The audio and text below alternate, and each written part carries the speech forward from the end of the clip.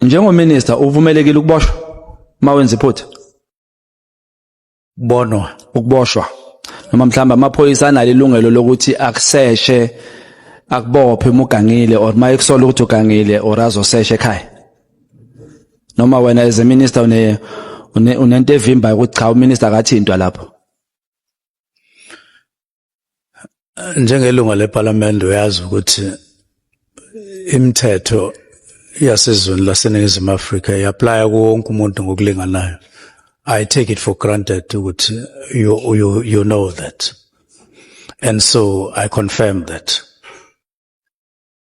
So Mhlonishwa kwenzekile ke ukuthi kuthiwe kwakho kufika amaphoyisa azosesha wajikiswa ajikise kanjani and esejikisiwe wenzeni ngaloko obani laba abajikisa amaphoyisa azosesha kwakho ya manje indlela oqala ngayo uthafike kwakho kanti mina ngithe amaphoyisa afika esangweni le estate okay eze kuba asiyiqondise lenkinga asefike ke esho ukuthi afuna ukuya la engihlala khona kwakhulunywa ngendlela nga-interview imuntu mina ngoba ukuthi ngempela lo wathini kodwa agcine ngangenanga ngoba ngiyathola nje sengithola ireport ukuthi amaphoyisa befikile angakwazi agcina esangweni lokuthi ajikisiwe mphathi uzwe nini uthole ni lo mbiko lo ngezwe ngalela ngaye kade efike ngalo ude kangakanani nesikhathi befike ngaso mhlawumbe hayi noma ngakwazi ukusho ukuthi bebefike ngasiphi isikhathi mina ngizwa ngasiphi isikhathi kodwa bafika ekseni ngezwe nje nami kwakusesekuseni kodwa wakhola ukuthi amaphoyisa yini ukuthi kade kufika amaphoyisa yini akithi inkulumo yayisho njalo sisho ukuthi wena wakholwa yini mphathi ukukholwa nokungakholwa angaze ngifinyelele kukho engafinyelela khona ukuthi ngilalela inkulumo la afikile kwase kuthiwana awakwazanga ungena ajikile ngase okay mhlawumbe mangabuza mphathi into yanini lesikhuluma ngayo asanoma umhla ka9 October noma kodwa nje umuntu wase South Africa yini emela ifunde kulesi sigameko kuwe makufika amaphoyisa noma egcekeni lakhe amfuna melenze njani makafundeni ukuthi angalinda uzawabona next month ngoba ubhizi kakhulu or uzophuthuma yekona yini emela ifunde njengominister wamaphoyisa uma kufike nje umuntu unga-advise abantu uthi hey makufika amaphoyisa kwakho ekufuna unga-advise uthini lapho ake ngenze i-background kahle ukuze sikhulume into esikuyo ngendlela eyi-1 amaphoyisa aqale aya emzini othize ngenhloso yokuyobona uNkabinde athola ukuthi kuleyo ndawo aya kuyona akekho uNkabinde kukhona omunye umuntu amaphoyisa ke asiyamthatha ke lo muntu athi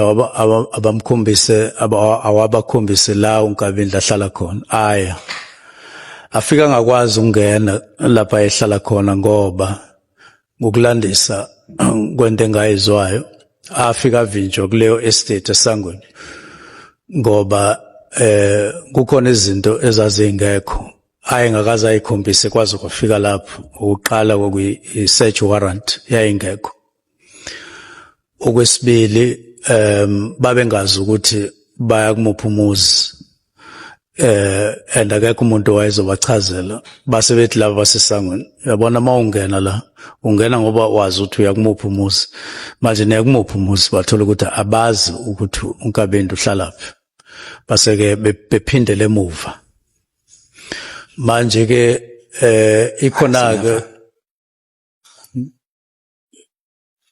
sengizovala sorry ngiphazamisile uche angazi noma uyakudefenda or uyangiphazamisa ngathi kodwa manje ke ngakusasa asevukela kule ndawo engihlala kuyona angiyizwa indaba mangilalela kahle ukuthi afika akhipha i-search warrant asethi siyemzini othize angizwa leyo ndaba. So kusho ukuthi ke isimo sodaba simi kanjalo mhlonishwa sisonke, akumina onqabayo, akumina onayiphi inkinga, kodwa kusho ukuthi uma kuukuthi babefike lapha engihlala khona njengoba babefike kwaNkabinde, kusho ukuthi babe ngayiphethe incwadi bavumelayo ukuthi kumele bangene. So into efuna ifundwe abantu baseNingizimu Afrika ukuthi amaphoyisa awavunyelwe ukungena kwakhe yadini engayiphethe ethi azosesha engayiphethe search warrant.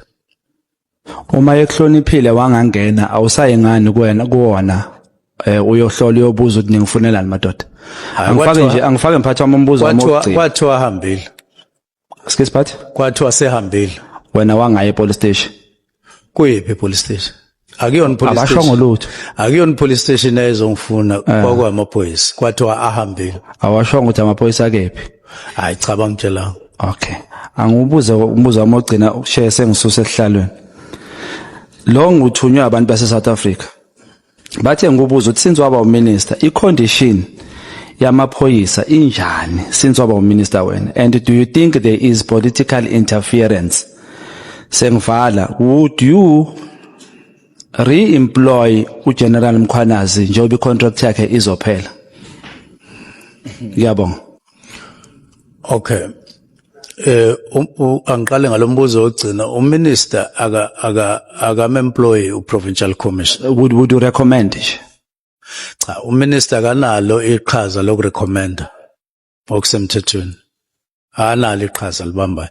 Uma ufuna ngichazele ukuthi ungena phi minister, uminister provincial commissioner appoint national commissioner a consult no premier.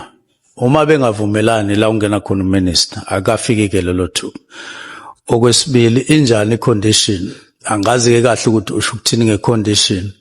Kodwa ukusebenza nje kukonke akuyona into engiyithatha ngokuthi isezingeni ongathola ukuthi lingaba kuyona.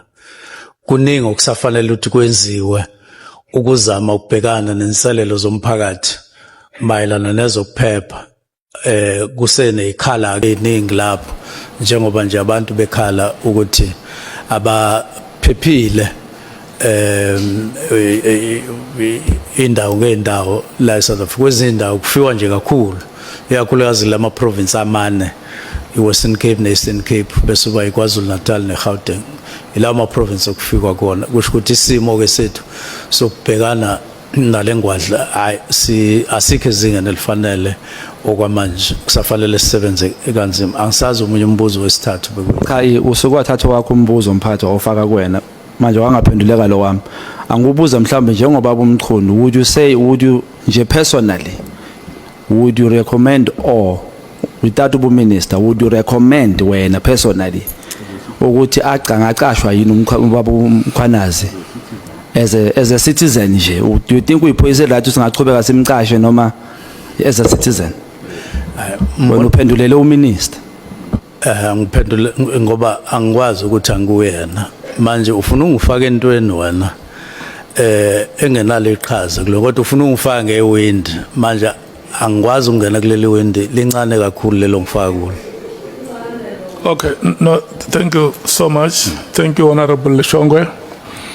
Honorable